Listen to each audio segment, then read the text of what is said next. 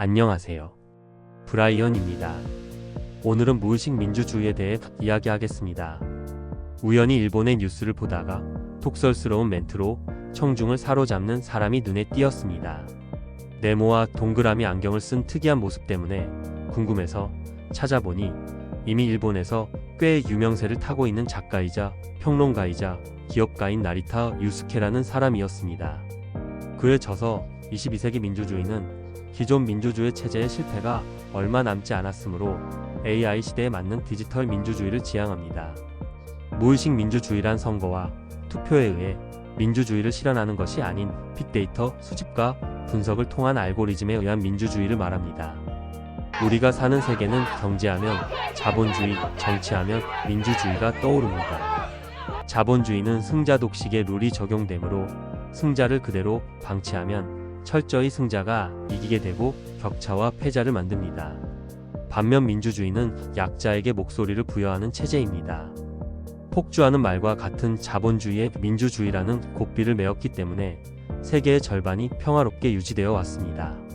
하지만 저자 나리타는 자본주의와 2인 삼각의 축을 이뤘던 민주주의가 지금 위기라고 단언합니다. SNS를 통해 민주주의의 꿈을 실현할 것만 같았던 중동의 민주화 운동 아랍의 봄은 실패로 끝났습니다. 오히려 가짜뉴스, 음모론, 비방 등이 여러 나라의 선거를 잠식하고 있습니다. 남미와 유럽에서는 막말을 연발하는 포퓰리스트 정치인들이 세력을 넓히고 있습니다. 21세기 한국에서는 군사독재를 떠올리게 하는 대통령의 비상계엄 선포로 온 나라가 혼란에 빠졌습니다. 2008년 리먼 브라더스 사태로 촉발된 세계 금융위기 때는 미국을 비롯한 민주주의 국가가 모두 위기에 빠졌습니다. 또 코로나19가 한창이던 2020년, 2021년에는 민주주의 국가들의 코로나19로 인한 인명피해와 경기 침체가 심각했습니다. 민주주의가 실패하는 이유는 인터넷과 SNS의 확산과 함께 진행된 민주주의의 퇴보 때문입니다. 헤이트 스피치나 포퓰리즘적인 말과 행동, 정치 이데올로기의 양극화 등은 정치적인 면에서 민주주의의 퇴보를 확산시키고 있습니다. 민주주의 국가는 유사시 공중보건위생에서도 평상시 거식 경제 측면에서도 취약점을 드러내기 시작했습니다. 특히 2000년대 들어 민주주의 국가일수록 무역 성장이 둔화됐다는 점과 자본과 설비에 대한 투자가 줄어들었다는 점을 들어 민주주의가 경제 정책에서도 후퇴하고 있다고 말합니다. 가히 민주주의에 잃어버린 20년이라고 지칭할 수 있습니다. 고령화가 진행된 민주주의 국가에서는 실버 민주주의가 나라 전체를 뒤덮고 있습니다. 실버 민주주의란 고령 유권자들의 선거 지배를 의미합니다. 일본의 자민당 집행부에는 80대 후반의 고령자들이 많습니다. 이들이 사회 보장과 의료, 연금, 교육 제도나 정책을 만듭니다. 고령층 유권자들의 선거 영향력을 의식해 청년을 위한 정책보다 고령 유권자들에 위한 정책 입안이 우선일 수밖에 없습니다. 그러나 수십 년 후에 세상에 미치는 정책의 결과가 나올 무렵에는 이 정책을 만든 사람들은 이미 이 세상에 없을 텐데 과연 책임을 누구에게 물을 수 있을까요? 22세기 민주주의에서는 정치인에게 장기 성과 보수 연금을 지급할 수 있습니다. 정책 성과 지표에 따라 정치인의 재선을 보증하거나 성과 보수를 주는 겁니다.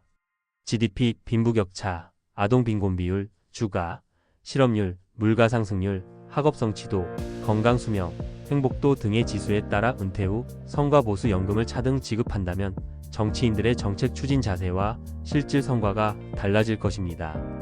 또 인터넷과 SNS에서 가짜 뉴스와 유언비어 확산에 따른 유권자의 혼란을 막기 위해서는 커뮤니케이션 세금을 도입할 필요가 있습니다. 현재 SNS에서 이루어지는 정보, 커뮤니케이션은 대부분 무료입니다. 대신 개인은 개인 정보를 제공하여 테크 기업의 맞춤 광고의 표적이 되고 있죠. 이제는 SNS에도 일정 부분 과금 과세하는 것이 필요합니다. 또 정보의 참, 거짓과 유, 무해성을 표시하는 정보의 질 표시도 필요합니다. 이렇게 정보의 유통 속도를 늦추고 건강하게 인터넷과 SNS를 사용할 수 있도록 정보의 질 표시와 커뮤니케이션 세금을 도입한다면 SNS로 인한 정치적 갈등과 증오, 혐오가 줄어들 수 있습니다.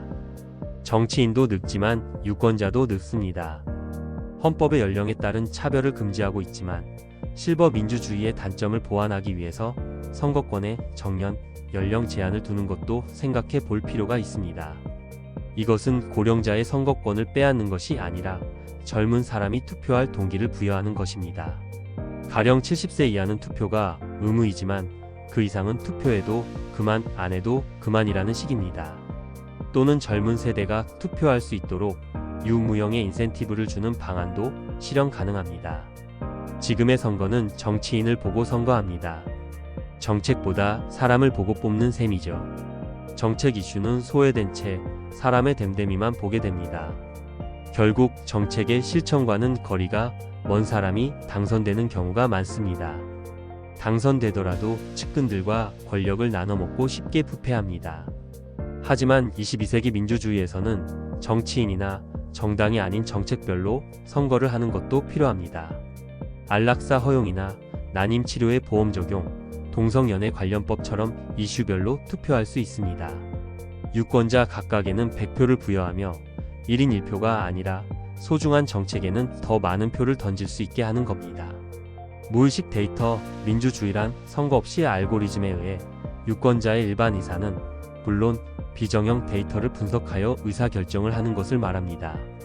유권자들이 인터넷상에서 내놓는 개인별 데이터와 함께 GDP, 실업률, 건강수명, 학업 성취도, 웰빙 지수 등과 같은 성과 지표를 조합하여 알고리즘으로 데이터를 분석합니다. 물론 무의식 민주주의 알고리즘의 작동 원리와 실행 과정은 모두에게 공개됩니다.